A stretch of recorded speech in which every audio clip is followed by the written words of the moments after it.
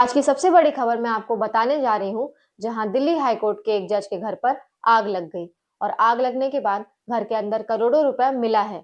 कहा जा रहा है कि उनके घर से 70 करोड़ रुपए कैश बरामद हुए हैं। सोचिए, आग नहीं लगती तो इस तरह का करोड़ों रुपए वहां पर उनके घर पे है, ये कैसे पता चलता? और उनकी अनअकाउंटेड वेल्थ, अनअकाउंटेड कैश, इसके बारे में कभी पता ही नहीं चलता। और इससे भी ज्यादा बड़ी बात क्या है, जिसको लेकर इस वक्त बहस छिड़ी हुई है सोशल मीडिया पर, कि आखिर सजा के रूप में क्या किया गया है। आपको पता है क्या सजा दी गई है इन जज को? इनका ट्रांसफर कर दिया गया है दिल्ली हाई कोर्ट से वापस इलाहाबाद हाई कोर्ट में। मतलब अब भी वो सिस्टम में बने रहेंगे, अभी भी वो हाई कोर्ट में ही रहेंगे। लेकिन अब इस फैसले का विरोध हो रहा है।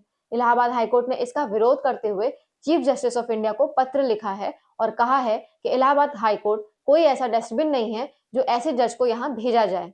बताया जा रहा है कि जस्टिस यशवंत वर्मा, जो यहाँ आरोपी हैं, बेसिकली जो जज हैं जिनके घर से आग लगने के बाद इतना पैसा मिला है, उनका नाम है यशवंत वर्मा, जो कि इलाहाबाद हाई कोर्ट से दिल्ली हाई कोर्ट आए थे और अब इनको वापस इलाहाबाद हाई कोर्ट भेजा जा रहा है। ये कहा जा रहा है कि उस वक्त वो शहर में नहीं थे और उनके फैमिली मेंबर्स ने फायर ब्रिगेड को बुला लिया और पुलिस को बता दिया। आग बुझने के बाद इतना सारा करोड़ों रुपया वहां पर पाया गया। जस्टिस वर्मा 8वीं पीढ़ी से हैं जो लीगल फील्ड में हैं। जस्टिस संजीव खन्ना के हेड किए गए कोलिजियम ने यह फैसला किया कि इनको तुरंत इलाहाबाद हाईकोर्ट ही वापस ट्रांसफर कर दो। लेकिन इस फैसले को लेकर भी अब आलोचना हो रही है। कुछ लोगों का मानना है कि सिर्फ ट्रांसफर कर देना ही कोई उपाय नहीं होता। सुप्रीम कोर्ट के कोलिजियम में बताया जा रहा है कि ट्रांसफर को लेकर यह डिसीजन यूनानिमस था। मतलब सब लोगों ने सर्वसम्मति से इस बात को माना कि इनका ट्रांसफर हो जाना चाहिए।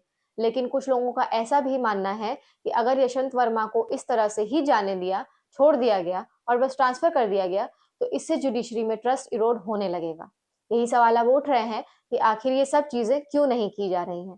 क्योंकि इन हाउस प्रोसीजर जो होता है, जो सुप्रीम कोर्ट ने ही बनाया है 1999 में, जिसमें अगर कोई भी एलिगेशन ऑफ करप्शन, भ्रष्टाचार का कोई भी आरोप लगता है, तो सीजेआई को कंप्लेंट दी जा सकती है और वो जज का रिस्पॉन्स मांग सकते हैं। अगर संतुष्ट नहीं होते हैं तो एक in house inquiry committee set up की जा सकती है। राजदीप सरदेसाई ट्वीट करते हैं कि large unaccounted cash file found in Delhi high court जज हाउस क्या होता है? जज को चुपचाप उनके पेरेंट कोर्ट में ट्रांसफर कर दिया जाता है? क्या जजेस लॉ के ऊपर हैं?